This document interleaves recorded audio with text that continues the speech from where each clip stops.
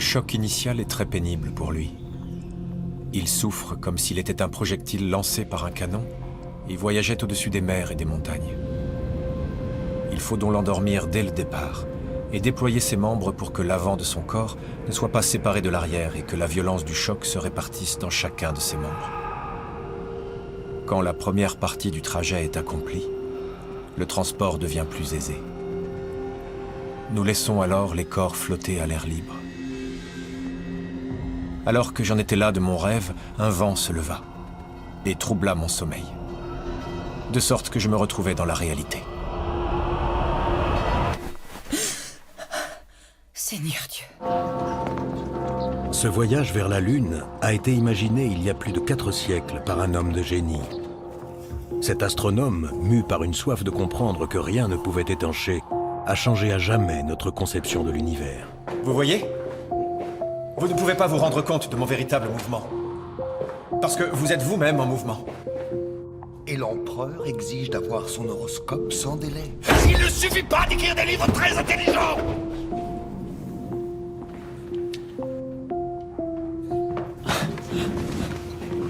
Seifert, je l'ai enfin trouvé. Quoi donc? La perspective de Dieu.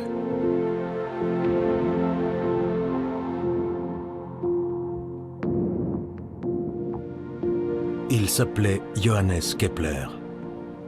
Sa quête obstinée des lois du cosmos a ouvert la voie à l'astronomie moderne.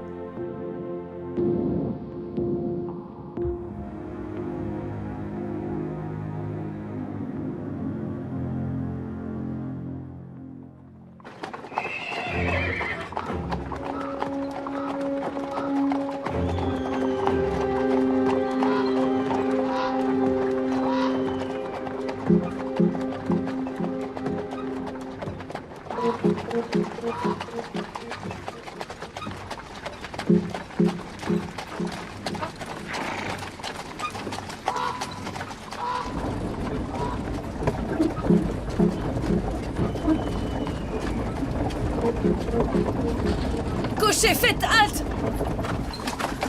Arrêtez-vous! Halte là!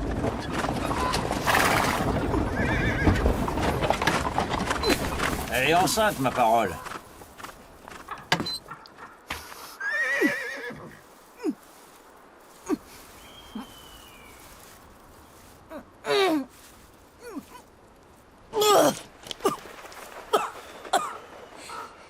Pourquoi me fais-tu subir tout ça? Tu sais bien pourquoi. C'est que Oui, je sais, tu es protestant et tu ne peux pas abjurer ta foi. Et moi, je suis censé supporter ce voyage et dire qu'on a dû tout abandonner. Mon héritage à Graz, les tombes de nos enfants, tout ça parce que tu ne veux pas te convertir. Non. Parce que je ne peux pas. Tiens.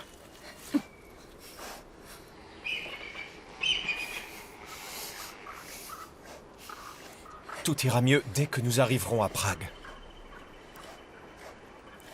Chez moi, on ne m'a pas habituée à quémander comme une mendiante. Tycho Brahe nous a invités. Nous sommes ses hôtes, tu comprends? C'est le mathématicien de l'empereur. Je suis certain que nous aurons bien vite notre propre logis, tu verras. Viens. Leurs seigneuries se sont assez dégourdies les jambes. On s'est déjà arrêté une demi-douzaine de fois pour que la dame puisse vomir. J'aimerais bien quitter la forêt avant la tombée de la nuit. Et pourquoi donc? Cet endroit ne me dit rien qui vaille et je n'ai aucune envie de m'y attarder. Bon, alors allez-y. Qu'on arrive enfin à Prague. Et cessez donc de vous lamenter. Allons-y. Allez.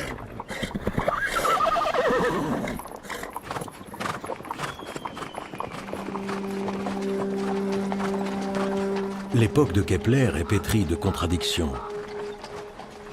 L'essor des sciences et des arts porte la promesse de temps nouveaux et d'un avenir radieux pour l'humanité.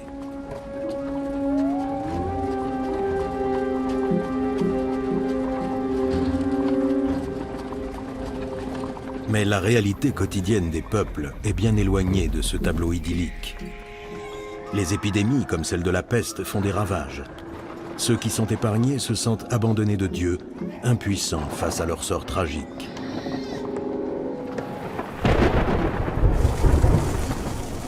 L'Europe subit alors de plein fouet le petit âge glaciaire.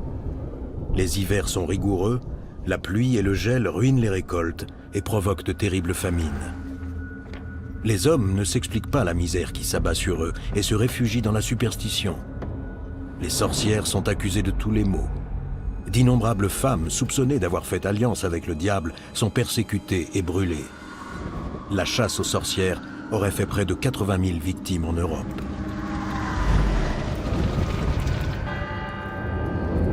La chrétienté est déchirée. Catholiques et protestants se font la guerre et se disputent l'Europe. C'est ainsi que Kepler, protestant, est contraint de quitter la ville catholique de Graz, en Autriche. Il trouve refuge à Prague. L'empereur du Saint-Empire, Rodolphe II, s'est entouré d'artistes et d'hommes de science réputés. Il s'intéresse notamment à l'astronomie et a nommé le célèbre Tycho Brahe mathématicien impérial. Ce dernier dispose d'un observatoire sur place. Il connaît et apprécie les qualités de mathématicien du jeune Kepler et l'invite à le rejoindre.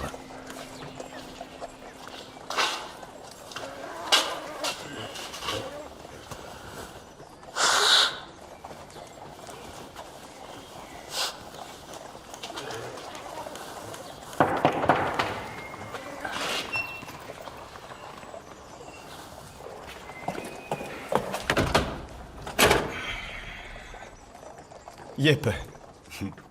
Ah, l'assistant numéro 103, c'est ça? Je suis content de vous voir. Allez, entrez. Voilà longtemps que vous n'êtes venu. Oui. Vous nous avez manqué. Enfin, peut-être pas à tous. Vous savez que vous êtes promis un grand avenir ici? Ah, qui l'a dit? C'est vous? Tant mieux. J'ai entendu dire que vos prophéties étaient dignes de foi. Venez.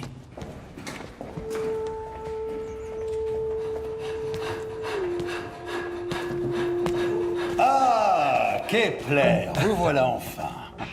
Alors, il paraît que ces maudits catholiques de Graz vous ont chassé, hein? Je m'en félicite. J'ai largement de quoi vous occuper ici. Tant mieux. Yep, va mettre ses affaires là-bas. Merci. Vous arrivez à point nommé. Regardez. Voici mon nouveau cadran. Avec cet instrument-là, même vos yeux de taupe seront capables de relever les positions des étoiles dans le ciel. Et avec une précision de 2 minutes d'arc. Je laisse les mesures aux autres. Voici le précieux Tangnagel, mon bras droit. Bienvenue. Nous avons besoin de bons géomètres. Eriksen est chargé des relevés. Et voilà Seifert, notre calculateur. Il sait compter plus vite qu'il ne lit. Nous sommes ravis de vous compter parmi nous. Très heureux. On vous attend. Quant à vous... Approchez. Vous allez travailler avec moi.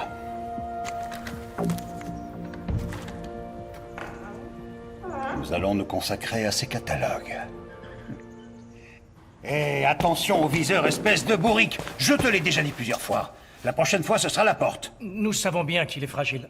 D'ici un jour ou deux, tout sera parfait, je vous le promets. Ouais. Oui. Bien. Faites attention, entendu?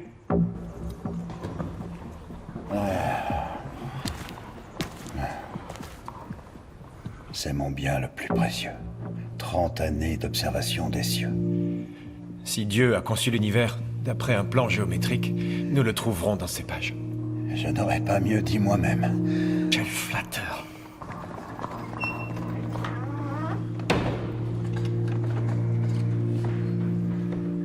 Kepler, nous allons déchiffrer ensemble cet ordre divin de la création. C'est entendu. Tycho Brahe est un grand aristocrate danois. Quelques décennies plus tôt, il a fait construire sur la petite île de Ven, dans la Baltique, l'observatoire le plus perfectionné de son temps. Il est fasciné par les instruments de mesure astronomique et lorsqu'il accueille Kepler à Prague, il a déjà consacré plus de 30 ans de sa vie à l'observation des cieux. Son tempérament très vif, qui lui a valu de perdre une partie du nez dans un duel, contraste avec son assiduité et sa patience au travail. Il note scrupuleusement les positions des étoiles et des planètes. alignant d'interminables colonnes de chiffres. Son ambition est immense. Il veut décrire avec la plus grande précision possible les mouvements des corps célestes et concevoir un modèle du cosmos conforme à l'observation. Depuis près de 2 millénaires, le système géocentrique est admis comme une évidence. La Terre est au centre de l'univers. Le Soleil et toutes les planètes tournent autour d'elle sur des orbites parfaitement circulaires. Mais les observations contredisent de plus en plus la théorie dominante. En 1543, Copernic renverse cette représentation. Il affirme que c'est le Soleil qui se trouve au centre de l'univers et que la Terre tourne autour de lui, comme toutes les planètes. L'héliocentrisme bouleverse l'astronomie, mais aussi la vision qu'a l'homme de lui-même et du monde.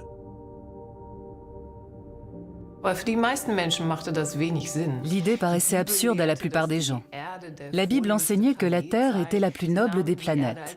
On considérait qu'elle était au centre de l'univers, comme l'enseignaient déjà les Grecs de l'Antiquité. Kepler découvre le système de Copernic pendant ses études à Tübingen, par l'intermédiaire de son professeur Michael Maestlin. Et immédiatement, il veut approfondir le sujet. Le fait d'être copernicien et donc héliocentriste ne mettait pas directement en porte-à-faux avec l'Église, mais il s'agissait clairement d'une position marginale. C'est pourquoi les travaux de Galilée l'intéressaient et il voulait s'en faire un allié. Tycho Brahe a lui aussi constaté que nombre d'observations nouvelles ne s'accordent pas avec le géocentrisme. Il cherche un compromis et crée son propre système, dit de Tycho Brahe, le géo-héliocentrisme. Dans cette représentation, la Terre demeure au centre de l'univers. Le Soleil et la Lune tournent autour d'elle, mais toutes les autres planètes tournent autour du Soleil, qui les emmène donc en orbite autour de la Terre. Tycho Brahe confie à Kepler la mission de démontrer avec lui la supériorité de ce modèle. Comme vous l'avez vu, ces sautes d'humeur sont imprévisibles. Alors en cas de difficulté, je vous conseille de vous adresser d'abord à moi. Je vous en prie. Merci.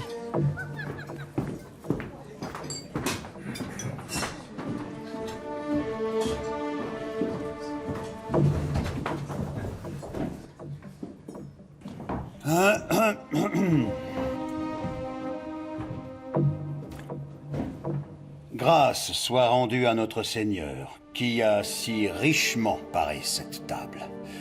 Nous le remercions aussi d'avoir permis, par sa providence et ses innombrables effets, qu'il advienne un dénouement heureux. Car aujourd'hui, il a mené le merveilleux Kepler jusqu'à notre observatoire. Remercions-le enfin de nous avoir donné un esprit capable de déchiffrer la perfection de sa création. Amen. Amen. Amen. Amen.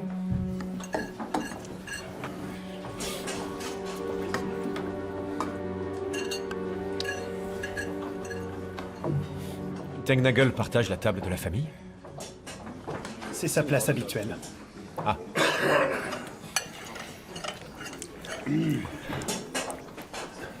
Et comment s'élève-t-on au rang de maître? Par l'ancienneté ou les bons résultats? On ne s'y élève pas du tout. Au moins, votre femme est admise à table. Vous devriez vous enfuir. Tengnagel vaut donc mieux que nous? Il est noble. Tengnagel porte les messages de Brahe à tous les personnages importants de sa connaissance. L'archevêque, les princes de toute l'Europe. Il a été chez Magini, à Bologne. Le doge de Venise l'a fait chevalier. Estimons-nous heureux qu'il ne vienne pas en armure à l'observatoire.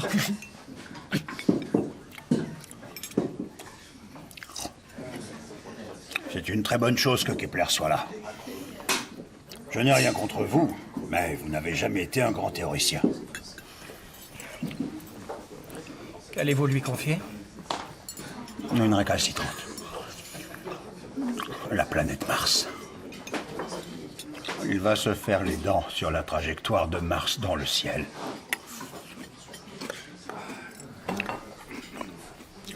Kepler, venez par ici, j'ai fini de manger. Allons, venez. Nous avons à causer, vous et moi. Si vous voulez bien nous excuser.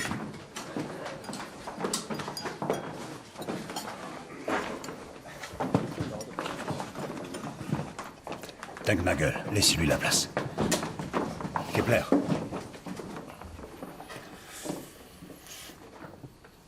Bon, nous voici enfin entre nous. Tengnagel.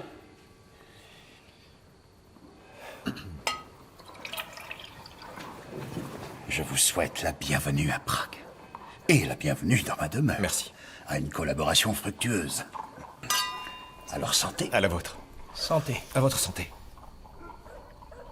Ah, ce sera une véritable joie, hein, Tengnagel? Mais certainement.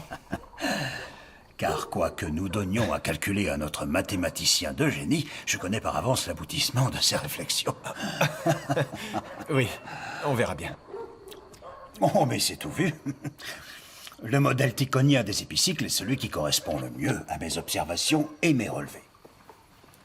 Vous savez que je suis copernicien. Je saurais bien vous gagner à ma cause. Mais l'univers créé par Dieu ne peut admettre deux centres, il ne peut y en avoir qu'un. C'est plus harmonieux ainsi. Et voilà pourquoi toutes les planètes tournent autour du Soleil, et la Terre aussi. Vous arrivez chez moi, dans ma maison, et vous voulez m'imposer vos conceptions? Quelle est votre opinion? Je suis ticonien et je crois bien sûr que... Taisez-vous, Franz. Vous êtes ici dans mon royaume, et chez moi, c'est mon système qui prime. Mais dans notre domaine, il ne suffit pas de présumer, il nous faut des démonstrations. Nous verrons. Sur ce, bonne nuit.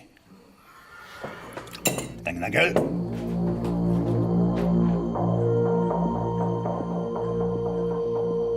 Bonne nuit. Oui, bonne nuit. Kepler et Brahe ne venaient pas du tout du même milieu social. Tycho Brahe appartenait à la plus haute noblesse danoise, alors que Kepler était issu de la classe moyenne, voire de la classe moyenne inférieure. Ils étaient tous deux dotés d'un fort tempérament. Kepler était encore jeune, mais il avait déjà énormément d'assurance. Il exigeait d'être rémunéré à sa juste valeur. Brahe se comportait comme un prince de la Renaissance.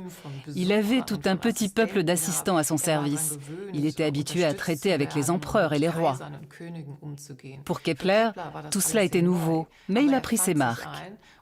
Et il savait que Brahe avait besoin de ses talents de mathématicien.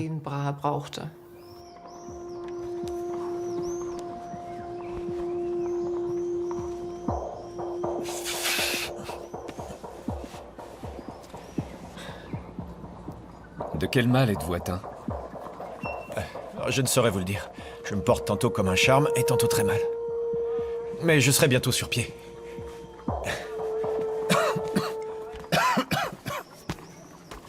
Bien. Je vous confie notre pire ennemi. Mars. Je suis certain que vous en viendrez à bout, mais mon cher, vous n'arriverez à rien dans cet état. Oh, ce n'est rien de grave.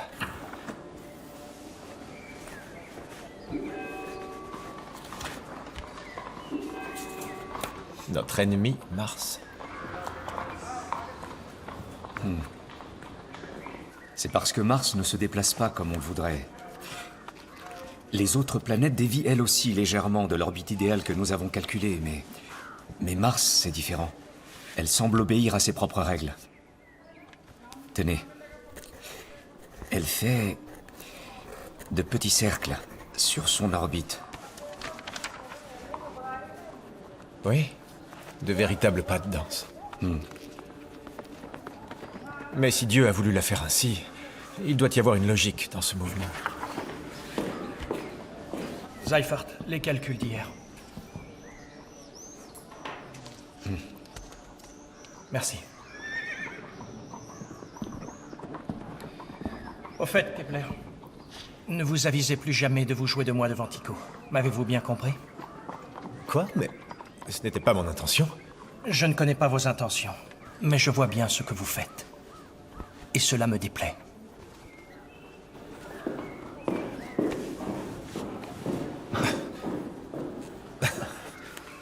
Finalement, elle est bien mince, l'armure de notre chevalier. Ne prenez pas son avertissement à la légère.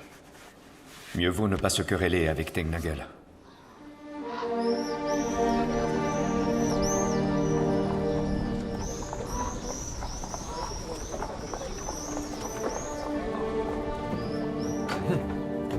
Il est frais comme un gardon, notre Kepler.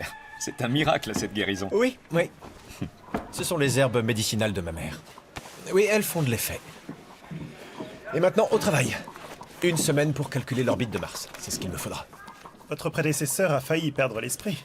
Oui, mais à présent, c'est avec Kepler que Mars doit compter. Je parie qu'il vous faudra des mois. Chacun de vous me donne 3 florins si j'y parviens avant 1 semaine. Ou alors, ce sera 6 pour nous. Pari tenu. Le petit déjeuner? Nous l'avons pris.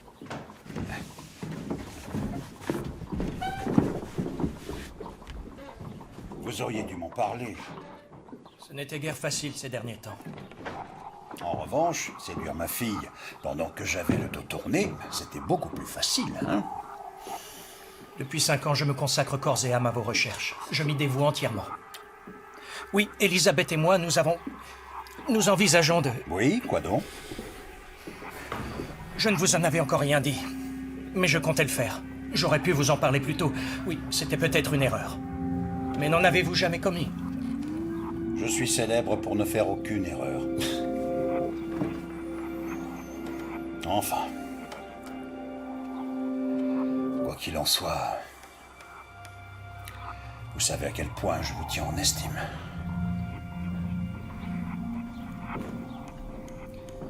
Nous voulons nous marier entre Pâques et la Pentecôte.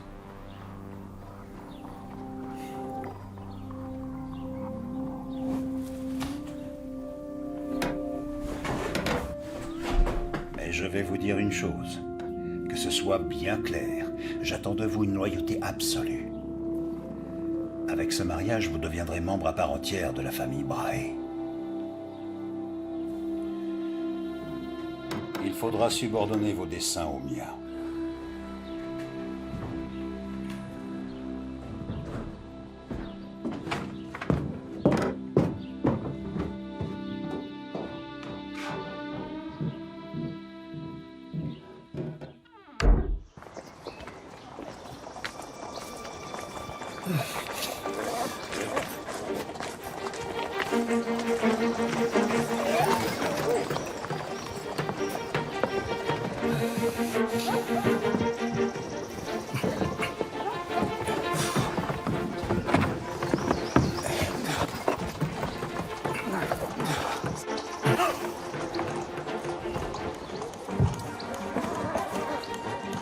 Je vais chercher de l'aide.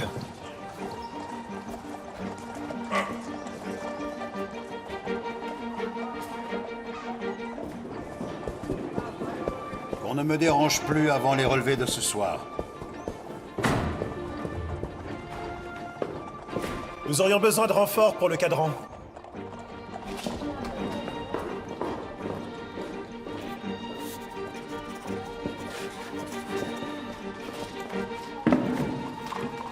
Tout dans la caboche et rien dans les bras.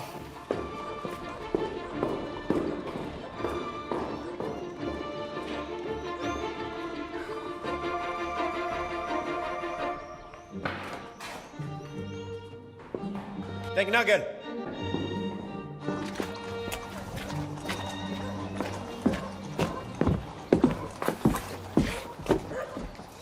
Attention.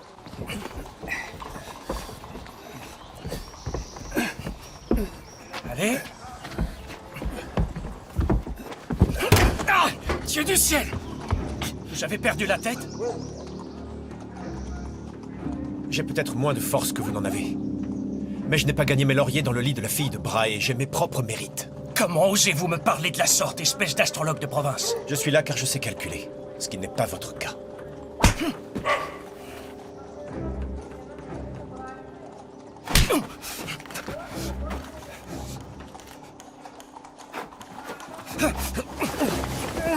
Quelle mouche vous pique tous les deux! Mais arrêtez enfin! Qu'est-ce qui vous prend? Vous, allez vous soigner. Quant à vous, je vous croyais bien assez occupé. Qu'est-ce que ça veut dire? Retournez tout de suite au travail. Et qu'on en finisse avec ça.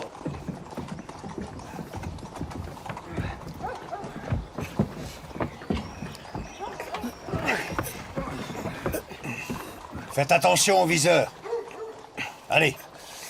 Allez, encore. Dieu du ciel. Plus haut. Voilà.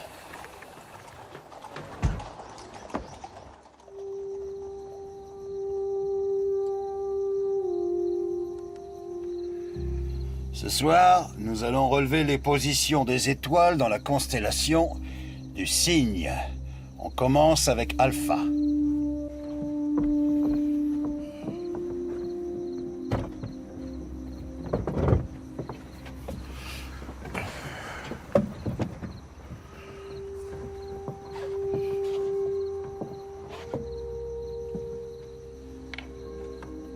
Hauteur, 40 degrés.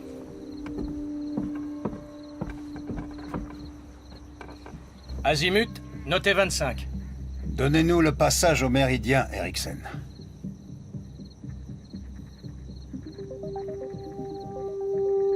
Maintenant.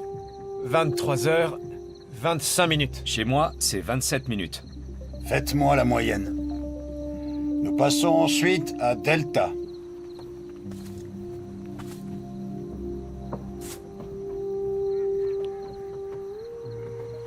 Hauteur, 50 degrés.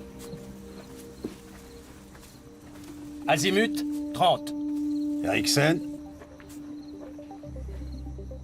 Maintenant. 23h27. 28 minutes chez moi. Bien. Vous allez continuer sans moi. Dans le calme.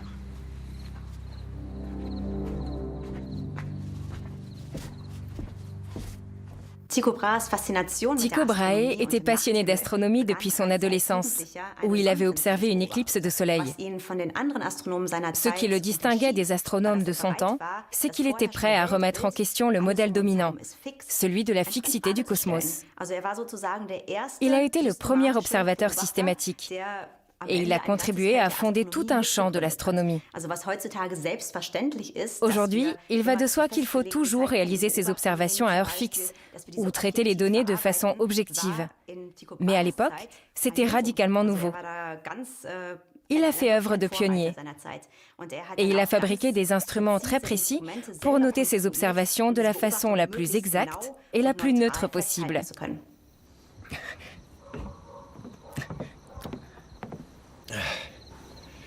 Ça fait encore mal. Je suis navré pour tout à l'heure. C'était... Ce n'est pas la peine de vous excuser. Et d'ailleurs, pourquoi avoir offensé Tengnagel tout à l'heure? Il m'a traité de mauviette. C'est un sujet qui est plutôt sensible chez moi. Oui, parce que j'ai été toute mon enfance un gringalet, faible, malade. Et tout cela avec un père qui était militaire.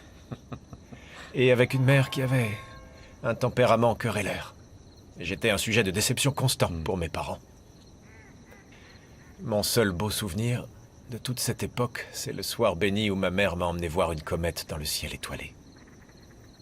La même que Brahe a observée si longuement? Exactement. Celle de l'an 1577. Elle n'avait pas de grande notion d'astronomie, mais elle m'a tout de même emmené au sommet de cette colline.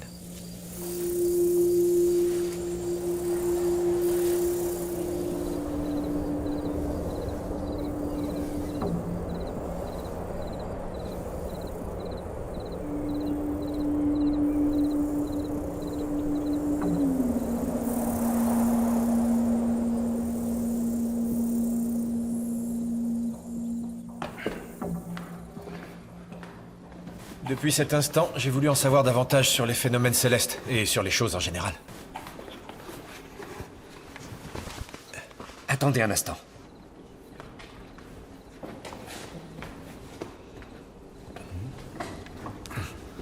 Je croyais cette pièce interdite. Oui, oui, oui. Que fait donc Brahe là-dedans? Il fabrique de l'or. Enfin, en tout cas, il essaie.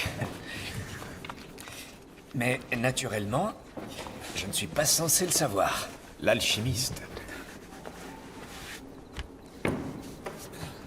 Le Mysterium Cosmographicum.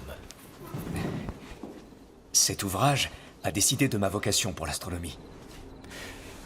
Dites-moi, comment en êtes-vous arrivé à cette théorie, à ce modèle de l'univers fondé sur les polyèdres réguliers?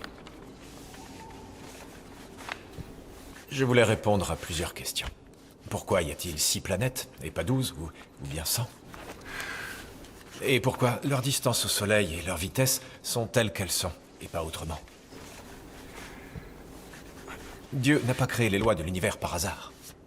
Et la plus belle façon qu'a l'homme de le servir, c'est de vouloir comprendre pas seulement le comment, mais aussi le pourquoi des choses.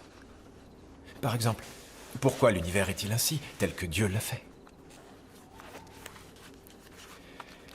Alors, des mois durant, j'ai calculé.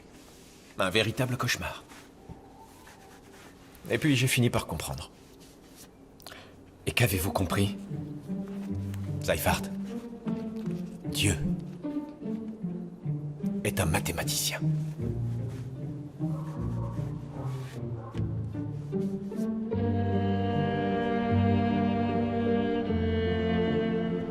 Derrière l'inconcevable complexité de l'univers, il y aurait donc une beauté et une simplicité accessibles à l'entendement humain.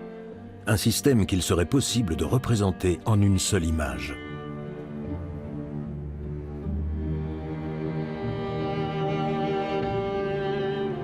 Kepler en est convaincu. Dieu a créé un univers parfait, une harmonie céleste dont l'étude remplit l'observateur d'une joie pure.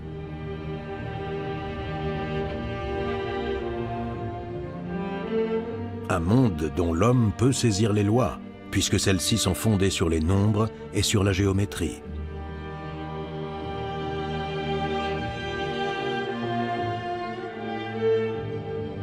C'est porté par cette conviction qu'il crée son premier modèle de mécanique céleste.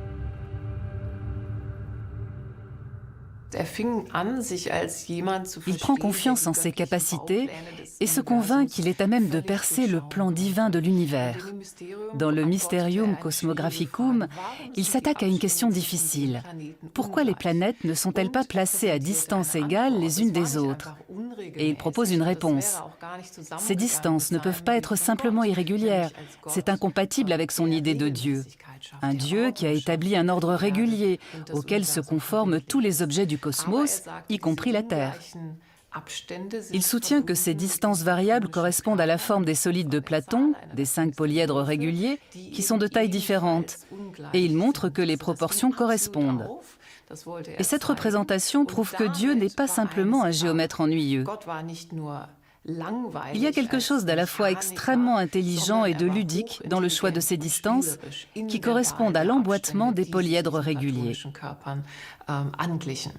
Que le Seigneur nous bénisse et nous garde, qu'il fasse rayonner sur nous son visage et nous accorde sa grâce, qu'il daigne poser sur nous son regard et qu'il nous donne la paix. Amen.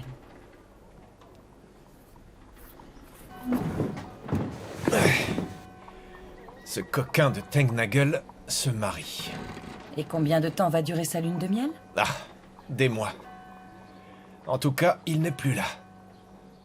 Je suis débarrassé de ces cabales affligeantes qu'il lance contre moi. Imagine-toi que l'autre jour, il a osé affirmer que... Entrez. Yep. C'est de Brahe. Il souhaite que vous signiez immédiatement. Ah. Merci.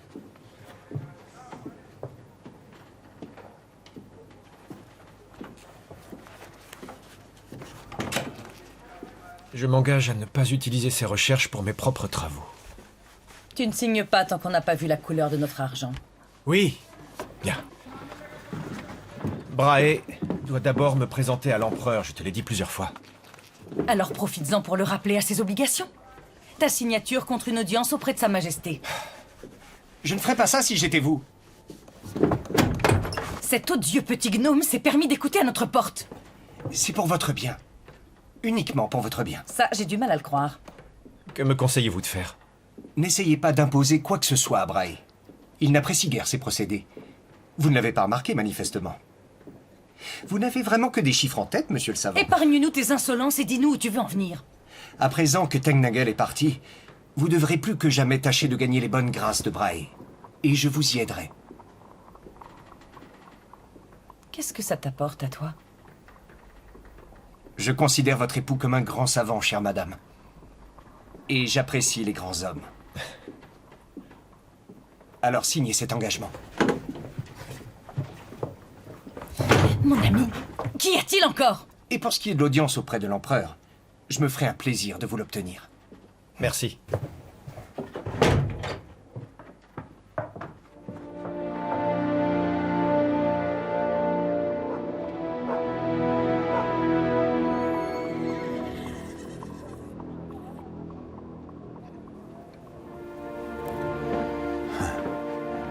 Que se passe-t-il, Kepler? Vous êtes ému? Non. Laissez-moi parler et surtout pas un mot au sujet de vos gages. Comment? Mais nous sommes venus pour ça.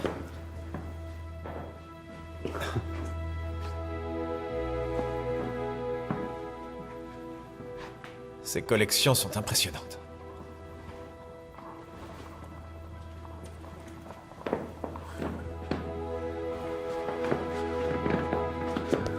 On dit que ce sont les plus grandes d'Europe. L'empereur est un savant, comme moi. Ou du moins, il tente de l'être. Fascinant. Oui, bien. Venez.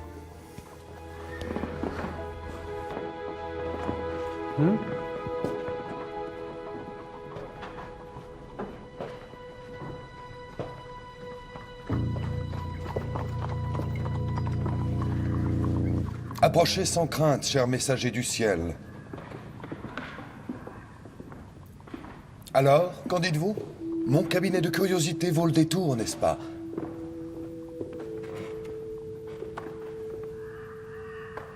C'est mon laboratoire. Un univers en miniature.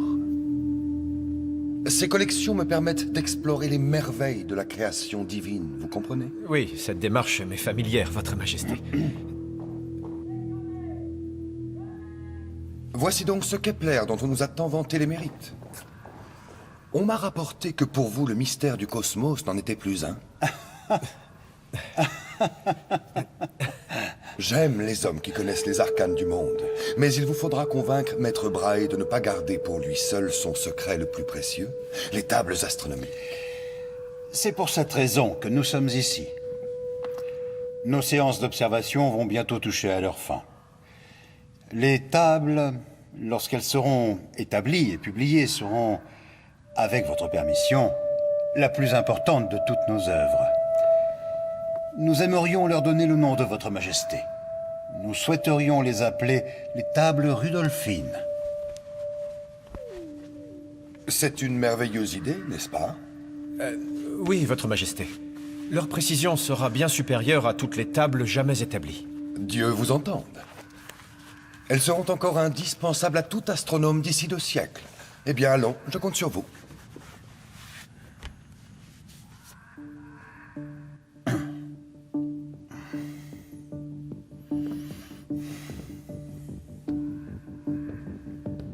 Il n'a pas dit un mot au sujet de mes gages. Qu'est-ce que cela signifie?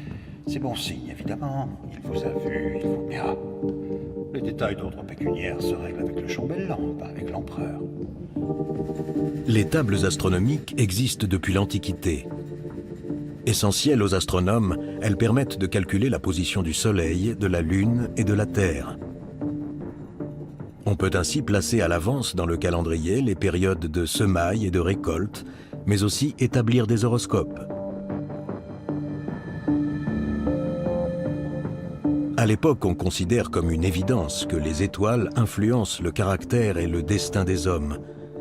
De l'infiniment petit à l'infiniment grand, du microcosme au macrocosme, tout est interdépendant. La nature humaine et l'univers sont intimement liés. La pensée de Kepler est imprégnée de cette représentation. On sait que Kepler était mathématicien et astronome, mais on ne l'imagine pas astrologue. Pourtant, il avait appris lors de ses études à établir des horoscopes. C'était une activité dont il tirait des revenus. Mais pour lui, le principe était de faire de l'astrologie scientifique. Plus tard, Kepler a déclaré à Rodolphe II « Le ciel seul ne peut rien faire ». Il s'intéressait bien sûr à l'astrologie et il a réalisé plus de 1000 horoscopes au cours de sa vie. Mais ce qu'il voulait signifier par là, c'est que selon lui, l'astrologie devait être rationnelle. Pour lui, cela signifiait 2 choses. D'abord, il fallait établir des modèles. Il notait donc ce qui s'avérait juste dans ses prédictions et ce qui ne se réalisait pas. Ensuite, il fallait inclure d'autres facteurs dans l'analyse. Il aimait étudier le caractère des hommes, mais il considérait que les origines sociales jouaient un rôle dans les destinées. Il se refusait à dire à Rodolphe s'il devait par exemple faire la guerre ou non. C'était une décision d'ordre politique qui ne relevait pas du domaine de l'astrologie.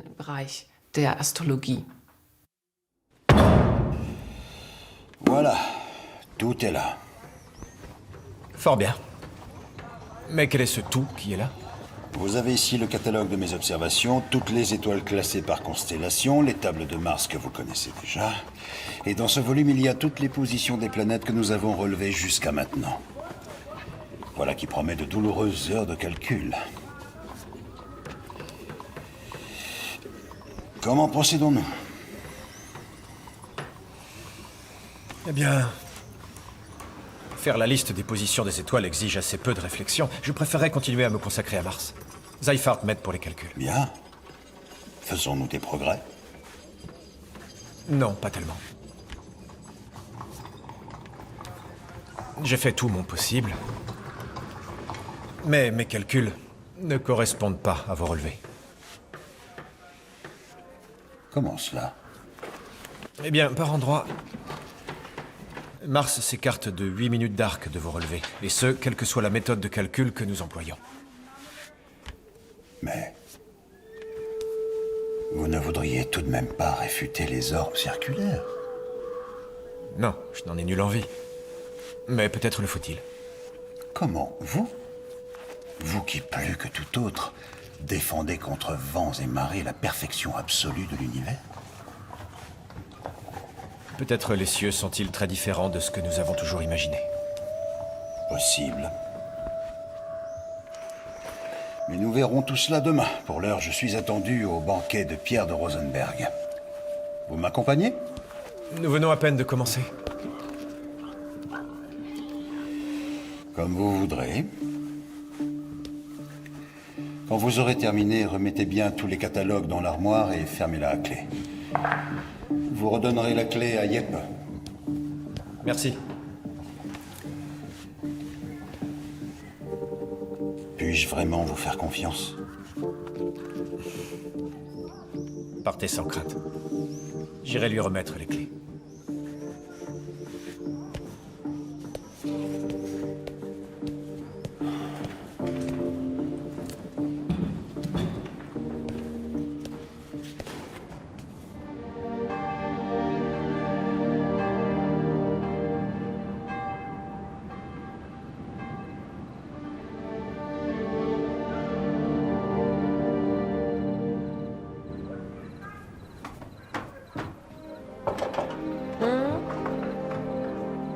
Bonsoir. Regarde. Du bon vin. Nous allons traquer.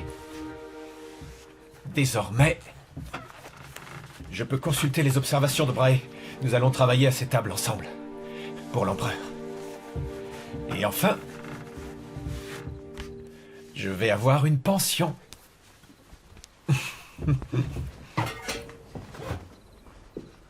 Alors Brahe t'a confié ses clés tout simplement. Oui. Enfin, pas tout à fait. Je suis censé les rapporter. Dans ce cas, tu ferais mieux de le faire. Oui.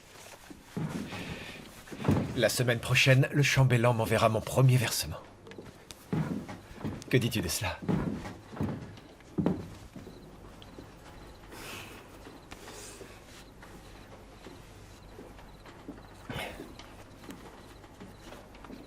Et nous pourrons avoir une maison à nous. Oui. Oui. Et à l'avenir, le bas de laine de Madame Kepler pourra enfin être épargné. Enfin, presque. Oh, toi! Aïe! Aïe! Ah, oh. Ça fait mal.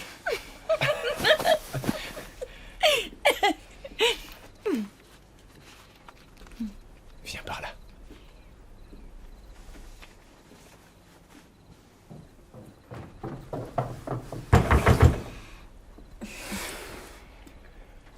Oui? Oui? Le maître vous envoie chercher. Il va très mal. J'arrive.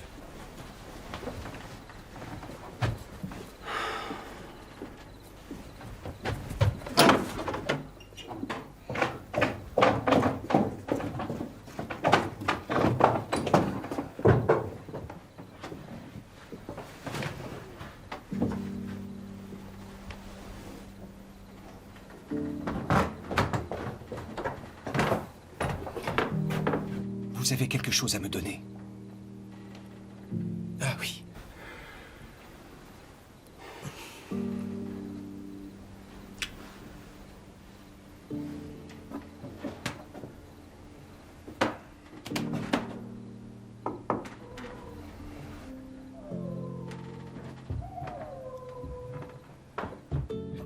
arrivé? Il a dîné chez le comte Rosenberg et depuis son retour, il est au plus mal. Il vous a déjà fait appeler 2 fois.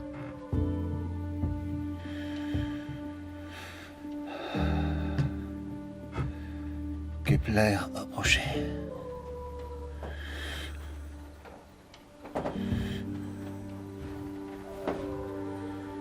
Je me suis beaucoup méfié de vous au départ.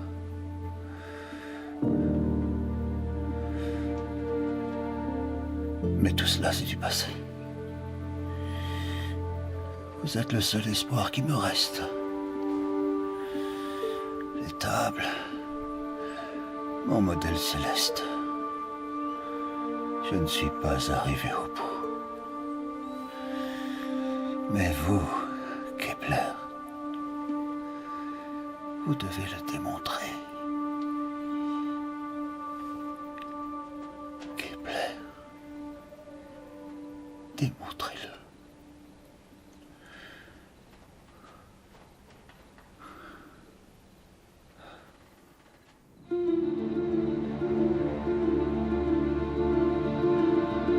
Tycho Brahe s'éteint le 24 octobre 1601 après 10 jours d'agonie, probablement d'une infection sévère des voies urinaires.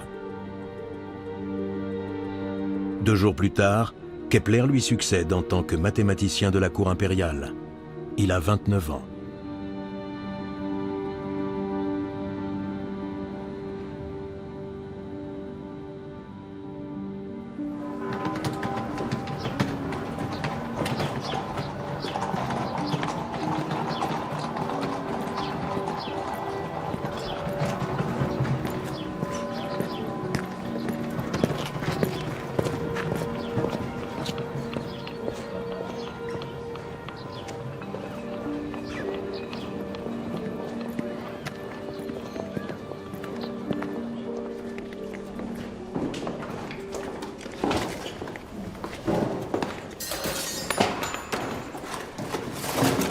Ces instruments doivent rester ici! C'est ça!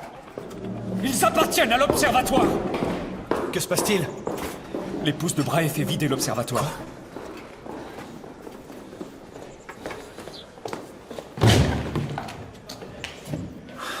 Sacrebleu. Je me suis dit que vous en auriez peut-être besoin. Vous tombez à point nommé. Oui, mais... Brahe aurait-il voulu que je vous les confie?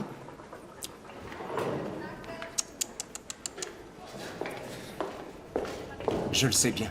Vous êtes le seul à pouvoir donner un sens à cette masse de chiffres. Merci.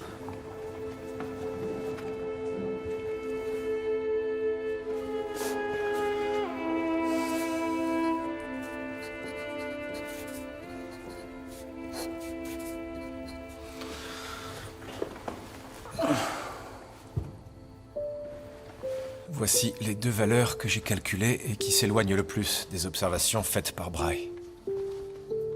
Or, les observations de Brahe ne peuvent pas être erronées, ça nous le savons. Ce qui veut dire que la théorie admise est fausse. Il faut abandonner les orbites circulaires.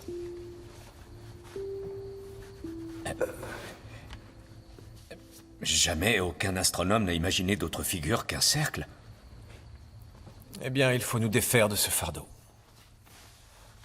Mais comment allons-nous procéder sans aucune hypothèse? Toutes nos observations sont faites depuis la Terre. Mais la Terre se déplace, elle aussi, dans le cosmos, comme tout ce que nous observons, n'est-ce pas? Bien sûr. C'est évident. Nous devons d'abord calculer l'orbite terrestre. Il faut absolument savoir comment nous nous déplaçons nous-mêmes. Vous permettez? Ce tabouret, c'est le Soleil. Vous êtes la Terre. Et moi, je suis Mars. À présent, déplaçons-nous.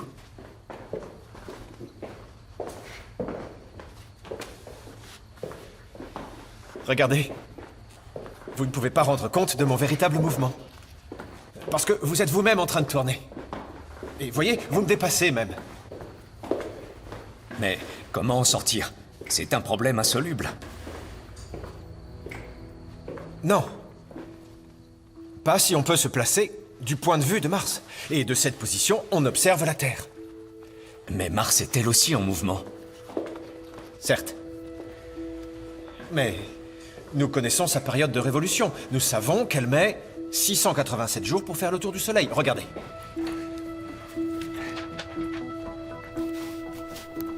Tous les 687 jours, elle se retrouve exactement au même endroit. Ici. Et c'est sur cette position que nous allons nous appuyer, toujours à des moments différents. Et de cette façon, quand nous observons la Terre depuis Mars, elle n'est jamais au même endroit. Parce que, bien sûr, elle tourne plus vite que Mars autour du Soleil. Si nous calculons les valeurs du triangle Mars, Soleil, Terre, on obtient l'orbite de la Terre, sans avoir à déterminer d'abord l'orbite de Mars. Voilà. Bien. Alors essayons. Kepler a écrit que celui qui ne doutait pas ne pouvait être certain de rien. Et sa méthode de travail tient tout entière dans cette tension. Il remettait tout en question. Il cherchait en permanence d'autres hypothèses possibles et les calculs pour les vérifier. Et pour cela, il faut être d'une persévérance inouïe. Il n'avait pas la passion des mathématiques, mais il savait qu'il était doué dans ce domaine et qu'il avait la ténacité nécessaire pour aller au bout.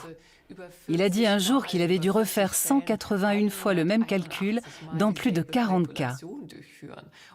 C'était sa façon de faire, vérifier ses calculs des milliers de fois. De cette façon, et même si les résultats étaient très différents de ceux escomptés, il pouvait être certain d'être dans le vrai. Et il était ensuite à même de défendre sa théorie et de se battre pour cette vérité qu'il considérait comme une vérité divine.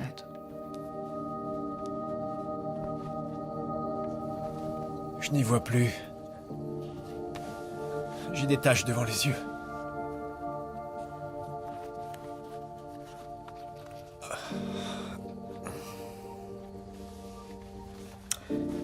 Donc, si nos calculs sont justes, l'orbite de la Terre n'est pas non plus tout à fait circulaire. Et sa vitesse ne semble pas cesser de changer. Ici plus vite, là plus lentement, ça n'a aucun sens.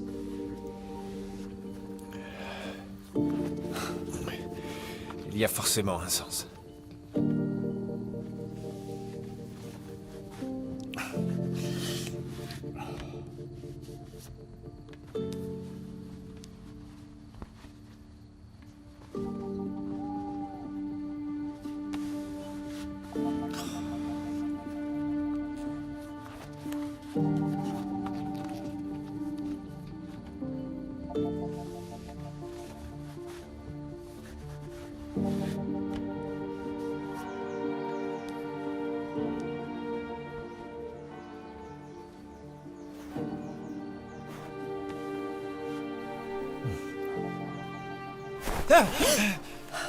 Seigneur Dieu.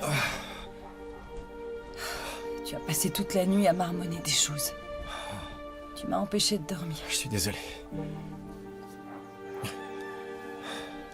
Tu devrais te préoccuper d'autre chose que des étoiles. De ta santé, par exemple. Oui.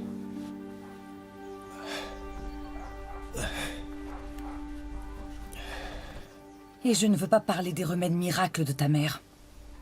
Mais ils sont efficaces. Ah, sottise. Tu dis cela parce que tu veux y croire. Mais tout le monde sait bien que c'est du charlatanisme.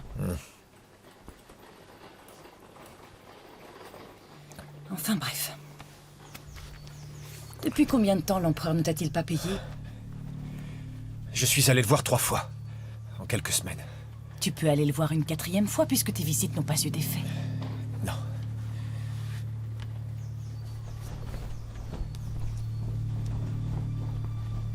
Surtout maintenant. Qu'est-ce que tu veux dire? Tengnagel est de retour. Comment? Le misérable vaut rien. Vous êtes parti pendant toute une année. Comment avez-vous pu me laisser seule pendant si longtemps? Depuis la mort de mon époux, je suis pratiquement sans ressources. Je suis navré. Mais au retour de notre voyage de noces, j'avais beaucoup d'affaires à régler chez moi. Et la petite a été malade. Mais vous le voyez, je suis là. Vous arrivez trop tard. Tout l'héritage est perdu. L'empereur a voulu acheter ses instruments, mais il ne paie pas. Et c'est Kepler qui a ces registres. Quoi? Kepler? Comment avez-vous pu le permettre? Moi? Que pouvais-je y faire? C'était à vous de vous en occuper, de surveiller ce qui se passait dans cet horrible chaos. Je ne sais même pas comment il a fait pour récupérer les clés.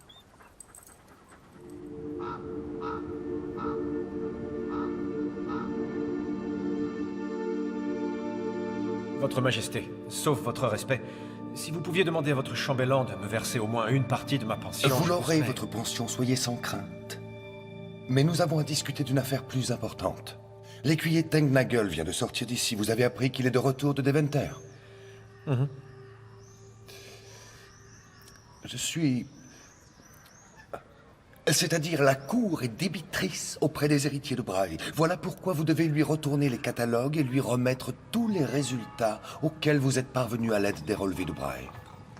Ce serait une catastrophe, votre Majesté. J'insiste sur ce point. Vous devez vous mettre d'accord et œuvrer main dans la main à redoubler le prestige de la cour impériale dans votre domaine.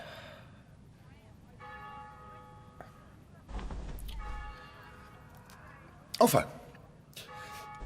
Alors, venez me dire comment mes étoiles s'alignent. Approchez, je suis curieux de voir ce que vous apportez.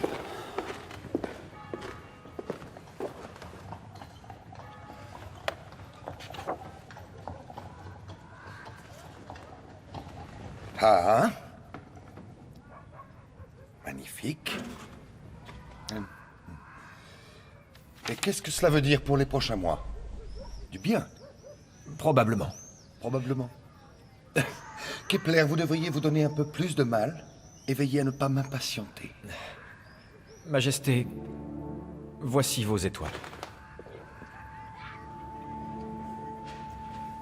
Si on regarde d'une part la constellation dans la deuxième maison astrologique, et qu'on considère d'autre part les positions des étoiles lors de votre naissance, on se retrouve dans un domaine qui pourrait bien indiquer...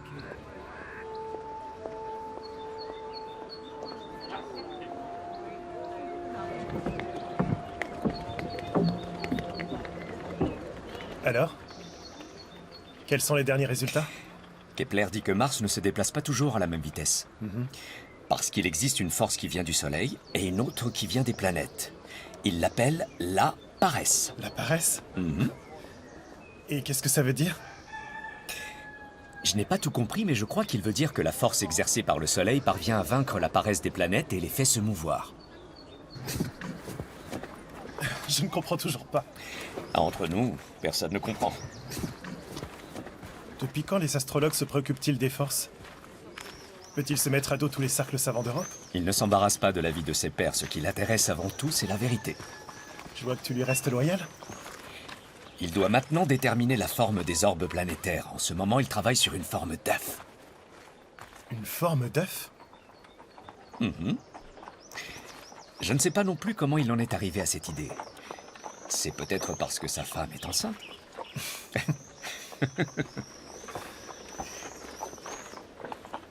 On dirait que ton ami Tengnagel refait des siennes. Mais ce sont les catalogues de Maître Brahe qu'il fait emporter.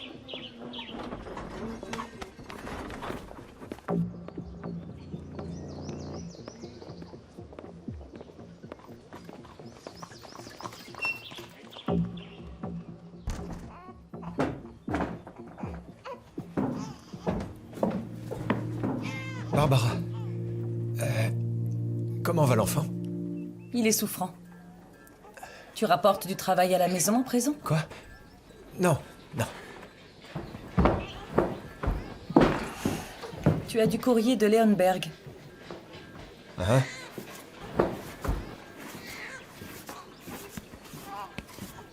Ton frère Christophe t'a écrit. Ah, que veut-il? De l'argent, j'imagine. Une voisine s'est plainte de votre mère et lui demande réparation. Quoi? Pourquoi? Elle prétend qu'elle lui aurait administré une potion trop amère qui aurait aggravé ses douleurs au lieu de les soulager. Fais voir. Je te l'ai toujours dit, elle devrait se montrer plus prudente. Ta mère et ses maudits remèdes, et cette habitude de chercher querelle. Tout ça finira mal. Un jour, quelqu'un va l'accuser d'être... D'être quoi? Une sorcière?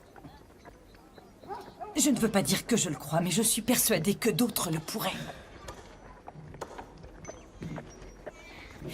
Il paraît que... une bonne femme aurait jeté un mauvais sort au fils des voisins. Depuis, il a un bras paralysé. Mais enfin, qu'est-ce que c'est que ces balivernes? Qui va prouver une chose pareille?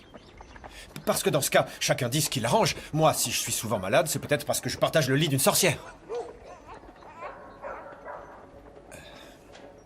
Barbara, j'écrirai demain à Leonberg. Oh, misère. À présent au travail.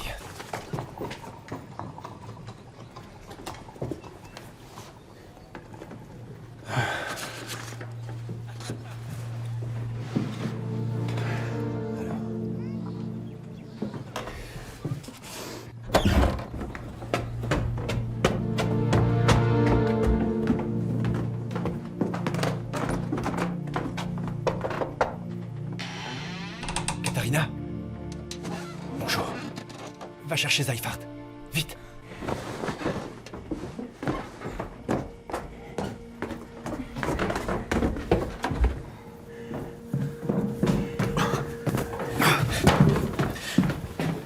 Seifert, que se passe-t-il? Je l'ai enfin trouvé. Quoi donc? La perspective de Dieu. J'ai enfin découvert pourquoi les planètes semblent se mouvoir à des vitesses différentes. Tenez.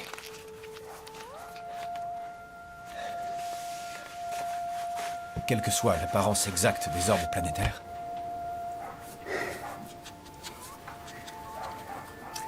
leur centre géométrique n'est pas le foyer et la cause de leur mouvement. Non, c'est le Soleil. Parce que c'est sa force qui fait bouger les planètes. Tout à fait, oui. Mais n'oubliez pas, les planètes sont paresseuses. Vous comprenez? C'est un peu comme une sorte de tir à la corde entre deux forces. La première attire les planètes vers le Soleil et l'autre les en éloigne. Mais, vu de l'extérieur, chaque planète accélère à mesure qu'elle se rapproche du Soleil et ralentit quand elle s'en éloigne. Mais imaginez-vous que quand on la contemple depuis le Soleil, cette irrégularité apparente est en réalité la plus belle des harmonies. Kepler vient de découvrir que les planètes qui se déplacent tantôt plus vite, tantôt plus lentement autour du Soleil, balayent des aires égales en des temps égaux. Il a trouvé la régularité derrière l'apparente irrégularité. C'est sa première loi universelle.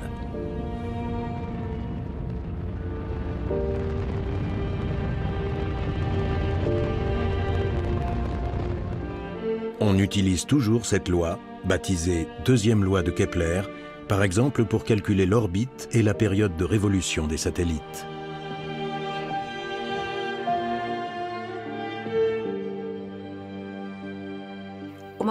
Pour parvenir à cette loi, Kepler a dû conjuguer deux domaines qui étaient jusqu'alors complètement distincts.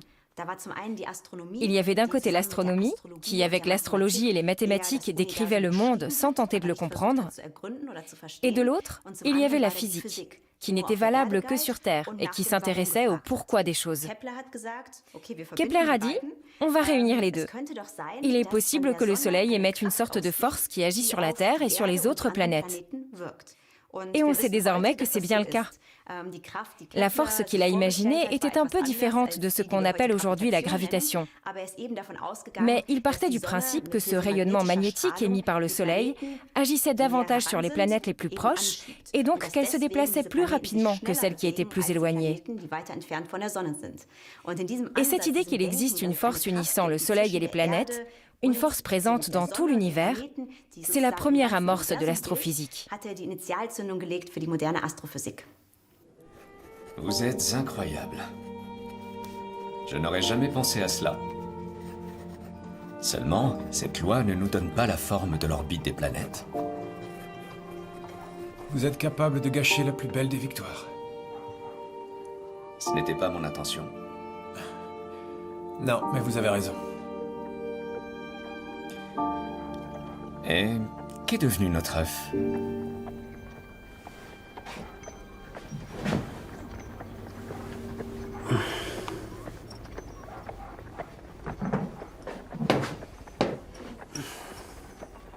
Je me suis fourvoyé. Encore une fois. Très bien. Alors faisons une pause. Et demain, on reprendra du début. Oui.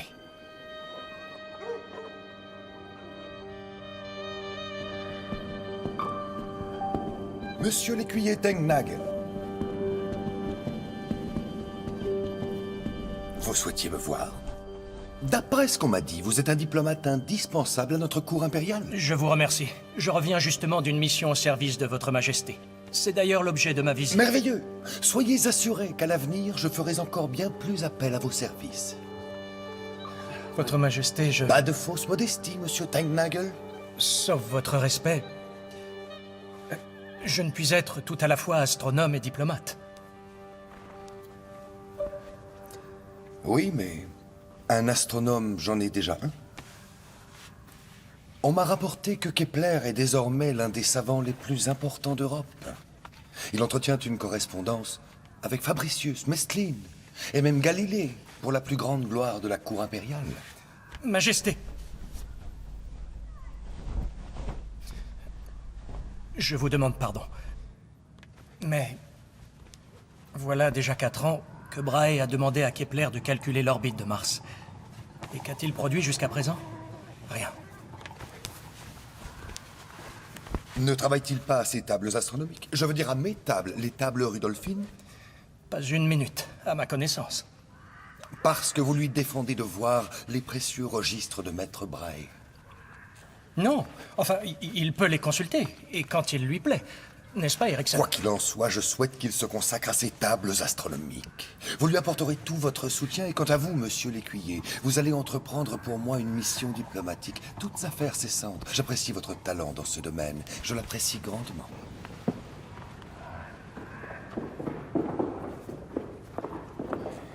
Quoi que Kepler mette par écrit, je saurais trouver le moyen de l'empêcher de publier ses travaux. Et comment? Vous le verrez en temps utile.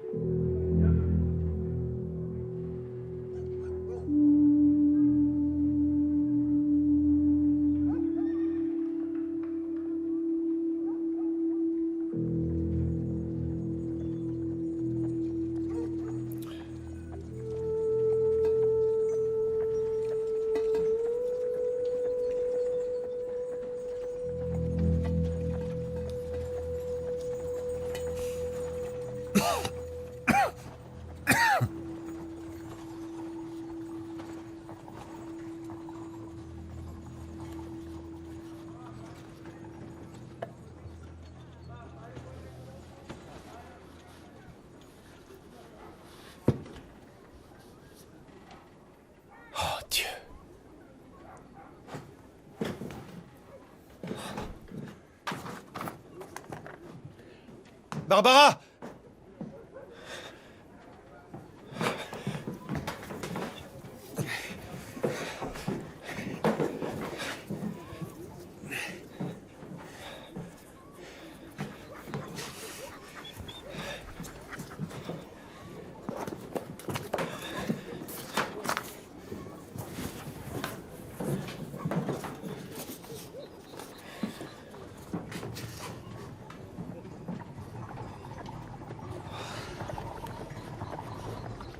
Cervelle d'oiseau je fais. Ce n'est pas un œuf et pas un ovale. C'est une ellipse parfaite.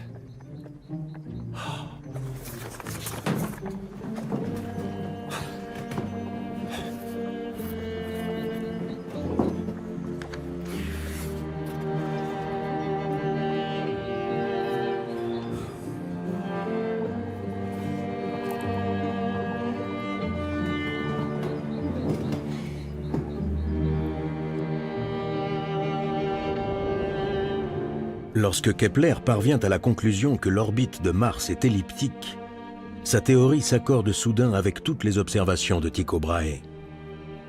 Il en déduit par analogie que toutes les planètes se déplacent de la même façon. C'est ce qu'on appelle aujourd'hui la première loi de Kepler. Toutes les planètes décrivent des trajectoires elliptiques et le Soleil occupe l'un des deux foyers de cette ellipse.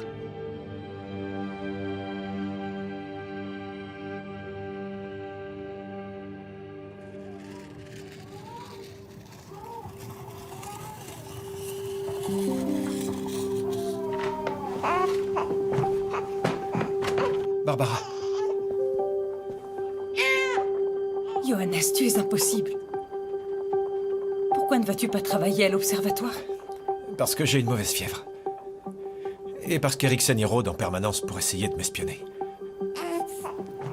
Attends.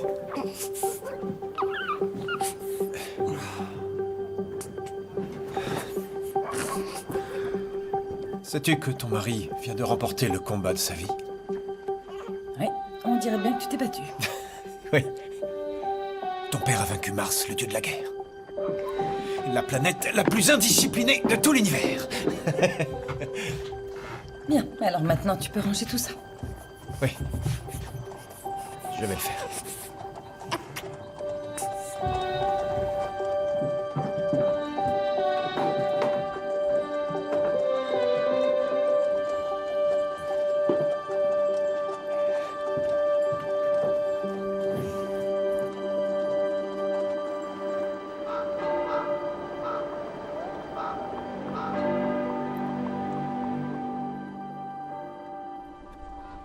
Mes chers confrères, cet ouvrage inaugure une nouvelle ère pour la cosmologie.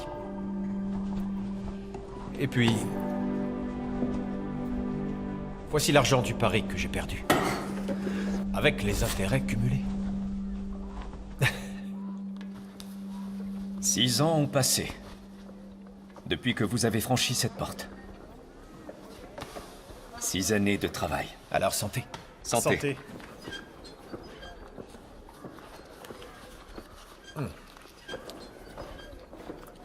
Bien. Et à présent, je vous en prie, consacrons-nous aux tables Rudolphine. L'empereur va finir par perdre patience. Oui. Ouais.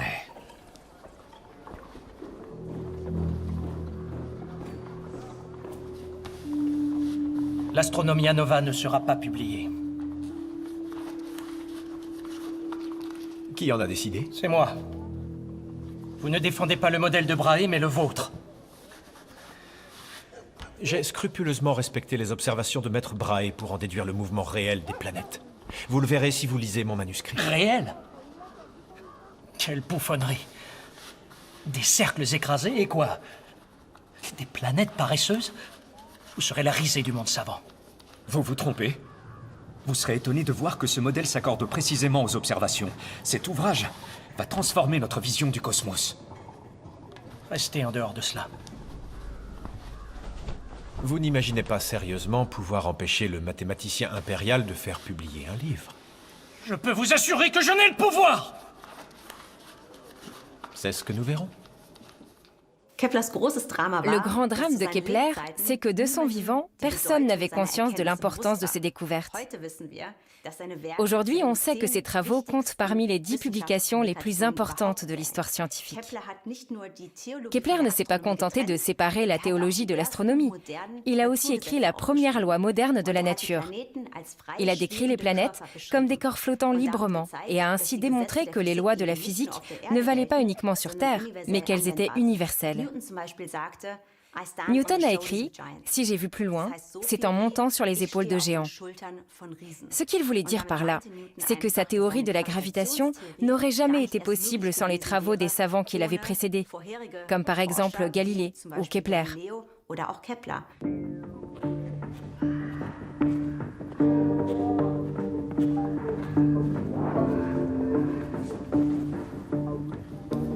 Votre Majesté, le voici enfin, après quelques péripéties. Puis-je vous remettre le premier exemplaire de mon livre L'Astronomia Nova. Vraiment un travail colossal. Et le fait qu'il me soit dédié m'a profondément touché. Avez-vous entendu que, à Venise, Galilée a découvert 4 nouveaux astres errants? Oui. Il a observé les cieux avec un instrument, un télescope. Il s'agit de 2 lentilles placées dans un tube qui permettent d'agrandir les objets distants. Et ils paraissent si proches qu'on pourrait les toucher. Le prince électeur Ernst de Cologne veut nous rapporter un exemplaire d'Italie pour nous faire une démonstration. Si votre majesté accepte de s'en passer pour quelque temps, eh bien... Kepler. Je m'inquiète pour mon trône. Mon frère Mathias veut me destituer. Il dit que je suis trop faible. Et je n'ai pas d'héritier mâle pour me succéder.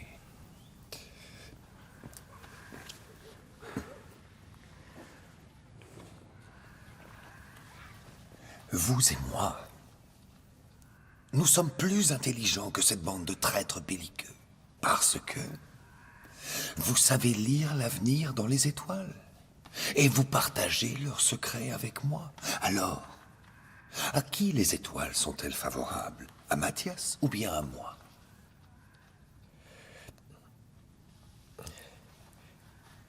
Je suis navré.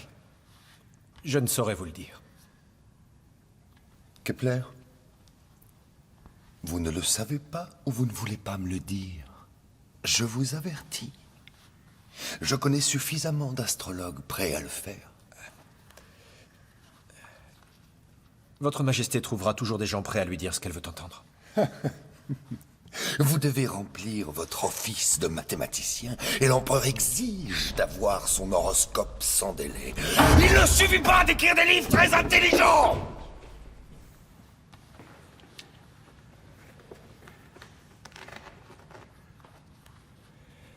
Votre majesté, qui de vous-même ou de votre frère a la meilleure stratégie ou la meilleure armée, c'est sur Terre que cela se décidera. Je vous ai accueilli à ma cour, vous, un protestant, je vous ai tendu la main. Vous êtes devenu le successeur de Brahe par ma grâce, et vous avez l'audace de refuser de me servir. Fichez le camp! Votre majesté.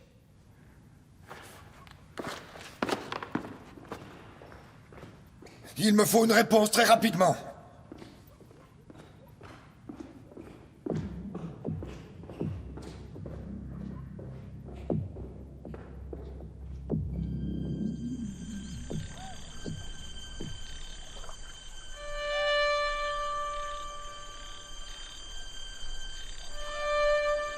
Maudit soit-il. Je déteste ça, je déteste ça. Cela va à l'encontre de la quête de connaissance et de la raison elle-même. Enfin, vous le savez comme moi, l'empereur est dans un état effroyable. Et moi, avec mes maudites prédictions, je vais lui retirer le peu qu'il lui reste de force d'âme. Votre horoscope pourrait être raisonnable et judicieux. Que voulez-vous dire? Regardez les choses ainsi.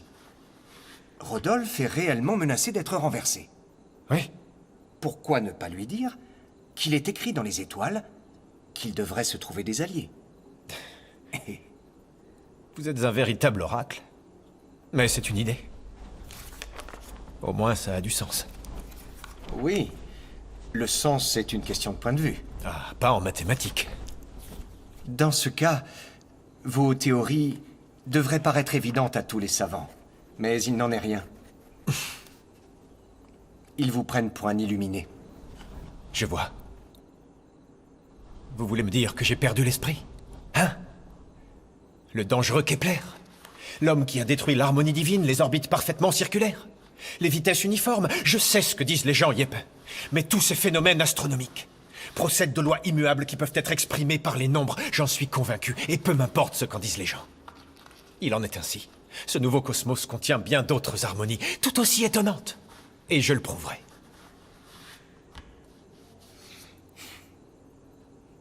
Alors tout va bien. Et si on en revenait à l'horoscope?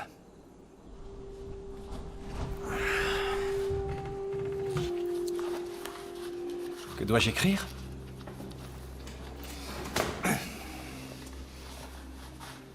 Vous allez bien trouver. Jeppe, Oui, je vous déteste. je sais.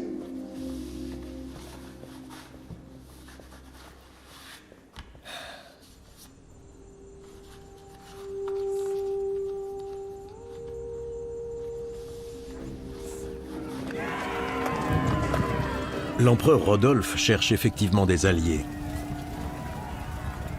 Il fait appel à son cousin Léopold qui lève des troupes pour lui venir en aide.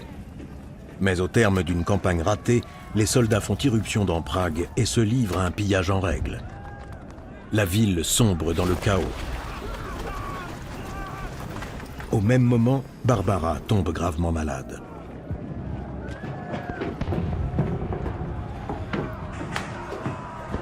Me voici.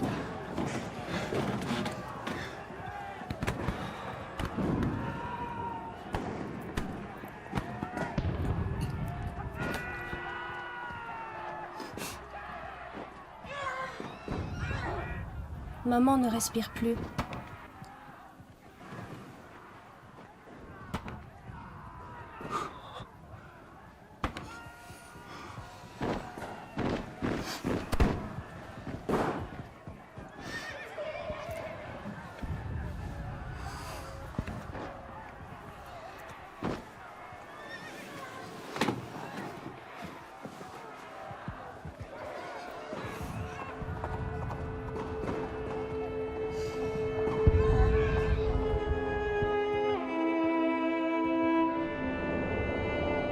L'empereur Rodolphe meurt un an plus tard.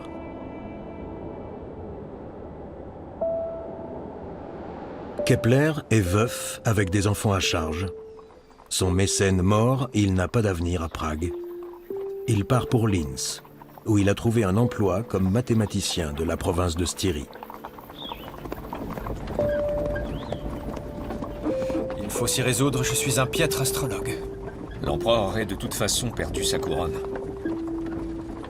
Quant à la guerre, ce n'est pas non plus votre faute. Oui, ce n'était pas dans les étoiles. Vous n'allez pas me dire que vous y croyez à présent? Je n'en sais rien. Père? Tu es pauvre alors? Ton père est toujours le mathématicien de la cour impériale. Sans pension. Nous gagnerons notre vie en arpentant villes et campagnes. Et le soir, nous tâcherons de percer les mystères de l'harmonie du monde. Oui. L'harmonie du monde.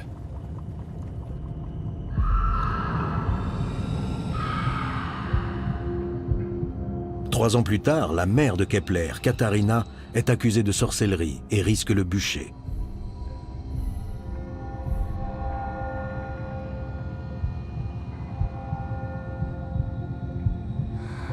Kepler met tout en œuvre pour la défendre, d'abord par écrit, puis en personne. Il quitte Linz pour le Württemberg et passe ainsi toute une année dans le sud de l'Allemagne.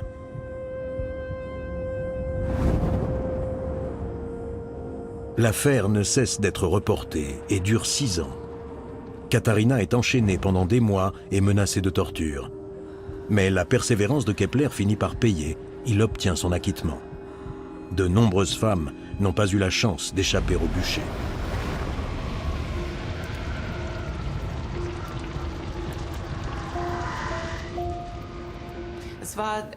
C'est inhabituel. Je ne sais pas s'il existe d'autres exemples de fils qui ont défendu ainsi leur mère par un document écrit. C'est le trait de génie de Kepler.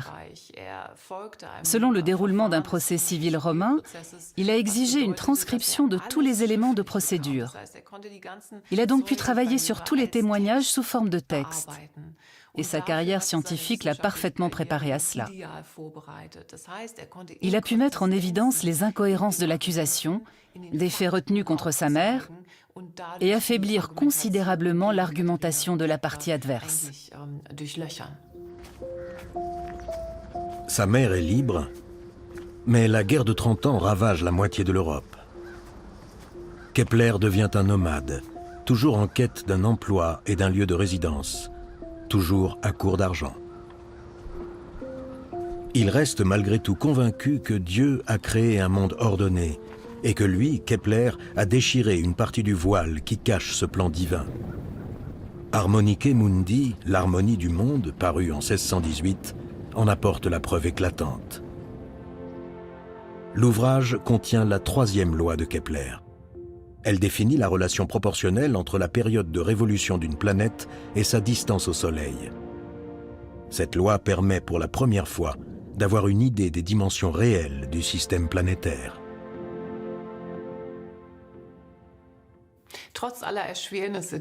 Malgré toutes les épreuves qu'il a traversées, la guerre de 30 ans, le procès de sa mère et tout le reste, ce n'était pas un personnage tragique. C'était un optimiste. Il était convaincu que les innovations scientifiques de son temps allaient apporter le progrès. L'histoire lui a donné raison. C'était quelqu'un qui aimait mener ses projets à leur terme. Et c'est ce qu'il a fait. Les tables Rudolphines ont été publiées en 1627 et l'harmonie du monde bien avant. Il a rédigé de grands ouvrages. Il a énoncé les lois des planètes. 2 de ses enfants ont atteint l'âge adulte et l'ont aidé dans son travail. Il était tout sauf un désenchanté et il pouvait être fier de son œuvre et de sa carrière.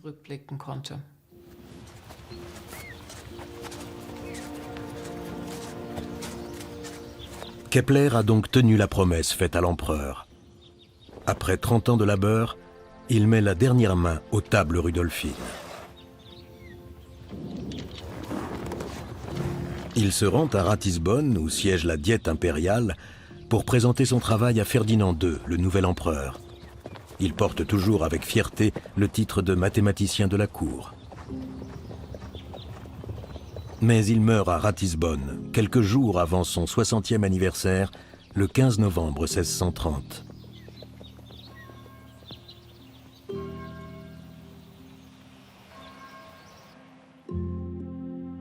Son héritage demeure.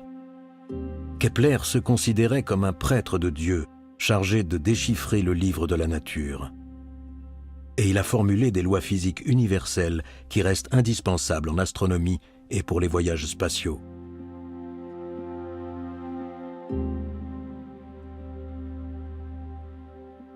À une époque où la guerre et la destruction, le chaos et la superstition s'abattaient sur l'Europe, Kepler a révolutionné notre vision du monde. Annonçant la science moderne, il nous a ouvert les portes du cosmos.